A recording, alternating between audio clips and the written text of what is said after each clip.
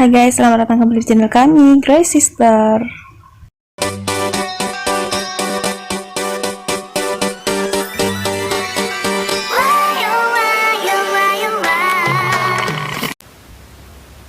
Assalamualaikum, hello, welcome back to my channel. Oke guys, balik lagi nih bersama aku Nelly. Seperti biasanya aku bakalan mengajakin kamu melihat sebuah video. Dan video kali ini judulnya luar biasa potensi besar Indonesia menjadi negara adidaya. Bisa bersaing nih dengan Amerika ya guys. Oke. Tapi buat teman-teman yang udah nyempetin waktunya buat mampir channel aku, kasih banyak. Aku doain semoga panjang umur, semoga teman-teman diberikan rezeki yang melimpah dan juga kesehatan. Oke, langsung aja dulu kita lihat ya. Akhir-akhir ini kan emang panas banget, kasus ini IMF yang suruh stop hilirisasi Indonesia, tapi ditolak tegas juga sama Presiden Indonesia ya. Oke, kali ini katanya tadi apa, potensi besar Indonesia menjadi negara adidaya. Apa ya, untuk video originalnya teman-teman mampir ya di channel catatan ini. Halo sahabat citizen. Halo. Di mana kesenjangan? Seiring bertambahnya usia kemerdekaan Indonesia, semakin meningkat juga kinerja Indonesia di segala bidang. Indonesia saat ini tengah berjuang keras untuk mengangkat derajatnya dari negara berkembang menjadi negara maju. Hal ini ditegaskan oleh Presiden Jokowi berkali-kali, terutama dalam merealisasikan industri hilirisasi yang katanya bakal membawa negeri ini naik derajat. Semoga saja ya guys ya. Saat ini yang tengah pemerintah lakukan adalah membentuk ekosistem yang bakal menjadikan Indonesia raja baterai EV di dunia. Wow. Ini berkaca pada negeri tetangga seperti Inggris, Taiwan, dan Jepang yang sukses melakukan hilirisasi dan berhasil mengangkat derajat negaranya. Negara lain itu hilirisasi juga ya. Kenapa negara kita disuruh stop gitu menjadi negara berpendapatan menengah? Karena Indonesia punya potensi untuk berbenah. Kalau kita lihat ekonomi Indonesia dari tahun ke tahun, sebetulnya masih terbuka lebar untuk menjadi negara maju. Lihat saja, pasca pandemi COVID-19 yang menghantam Indonesia sejak Maret tahun 2020, membuat perekonomian jatuh ke jurang krisis. Akan tetapi, dalam waktu yang tidak terlalu lama, hal itu bisa dikendalikan oleh pemerintah dan mampu pulih sejak pertengahan tahun 2021.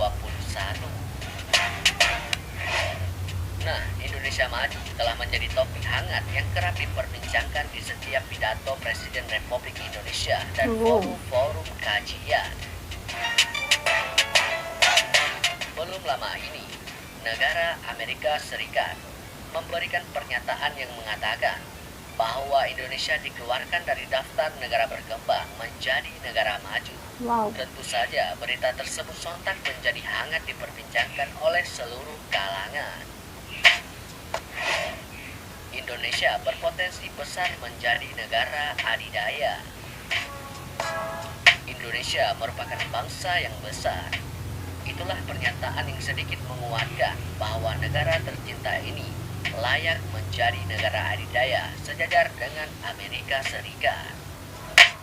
Kemudian, bila dijabarkan dalam artian apa yang dimiliki oleh Indonesia, akan tidak hanya menjadi sebuah mimpi belaka saja, bahwa mungkin saja di umur Indonesia yang ke-100 tahun nanti, atau bahkan mendekati 100 tahun, Indonesia menjadi negara paling menjanjikan di dunia.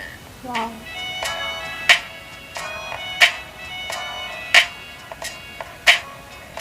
Bukan menjadi sebuah kabar burung lagi atau sekedar opini bahwa Indonesia memiliki segalanya. Baik itu SDA ya. Dilihat dari segi sumber daya alam, setelah mengalami penyusutan, saat ini Indonesia memiliki hutan yang luasnya sekitar 43 juta hektar dengan keanekaragaman hayati lengkap di dalamnya. Banyak tumbuhan dan hewan endemik yang hidup di hutan Indonesia dan tidak ditemukan di negara lain. Dengan luasnya hutan yang dimiliki Indonesia ini, bumi pun bergantung pada hutan-hutan Indonesia untuk menyeimbangkan iklim. Ya betul, itu hutan itu penting, jangan ditebang asal tebang-tebang aja ya guys ya. Paru-paru itu. Oke, semoga aja ya Indonesia yang berkembang ini bisa menjadi negara yang maju seperti yang dikatakan di video ya. Katanya nanti di prediksi gitu nggak sih, di umur nanti yang ke 100 tahun atau mendekati 100 tahun ini Indonesia bakal menjadi negara yang besar, yang sangat menjanjikan ya. Kita lihat dulu deh. Sedikit mundur dan melihat sejarah, Indonesia dikenal memiliki tanaman rempah-rempah berkualitas sejak masa penjajahan dahulu. Ya benar. Lada dan pala termasuk dalam jajaran rempah yang permintaannya cukup tinggi di pasar global. Sampai saat ini pun, Indonesia masih merajai pasar rempah dunia. Produksi vanili dan cengkeh Indonesia ada di peringkat pertama.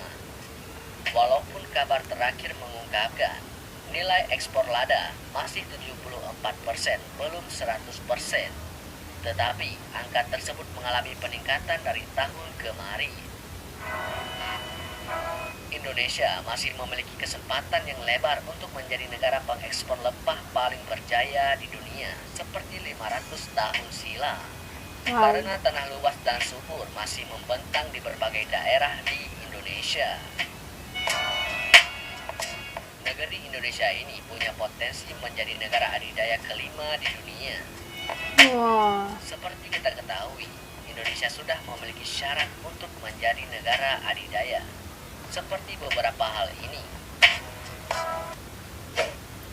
Yang pertama, punya populasi yang besar karena akan jadi angkatan kerja yang besar. Yang kedua, punya SDA yang besar karena punya raw material atau bahan untuk memutar mesin produksi yang besar. Ya. Yang ketiga, luas alam atau lahan yang besar karena wilayah besar bisa menampung mesin produksi besar. Kalau melihat dari tiga faktor ini, hanya ada 5 negara yang punya kesempatan untuk jadi negara adidaya. Yang pertama, China. Kedua, India. Ketiga, Amerika Serikat. Keempat, Rusia. Dan yang kelima, Indonesia. Jika dibandingkan Indonesia dengan Australia, negeri kanguru sebagai negara yang besar secara wilayah kedaulatan dan kaya sumber daya alam, namun tidak diiringi dengan jumlah populasi yang berlimpah. Macam tuh. Namun, dengan segala kesempurnaan yang dimiliki oleh Indonesia, justru menjadi PR yang cukup besar bagi tanah air ini. Pasalnya, kekayaan Indonesia itu menyulitkan anak bangsa untuk mengolah secara mandiri. Indonesia masih sangat bergantung pada negara adidaya untuk mengolahnya. Dan sangat disayangkan, semakin banyak pekerja asing dari Tiongkok yang mulai menggeser pekerja Indonesia di negeri sendiri. Ini yang nggak boleh. Seharusnya, jika memang anak bangsa memiliki kelihayan di bawah pekerja asing, perlu dilakukan pelatihan kerja lebih lanjut. Indonesia harus mampu menekan angka pengangguran. Salah satunya dengan memanfaatkan sumber daya manusia yang ada. SDM-nya kan? Selain itu, salah satu kunci untuk Indonesia menjadi negara adidaya adalah dengan menjadi negara yang solid. Sebab pengalaman dan sejarah sudah menegaskan, negara yang lebih solid secara internal akan mampu memenangkan persaingan. Sebaliknya, negara yang kurang solid secara internal akan kalah nantinya. Nah, berarti SDM-nya ya nih yang perlu diasah ya guys. Sama sih, jangan ngambil pekerja asing aja ya, manfaatkan itu sumber daya manusia yang ada di dalam negeri gitu ya. Ini sekarang memang banyak banget pekerja asing sih. Apa salahnya diasah itu kan, diasah SDM rakyatnya gitu ya.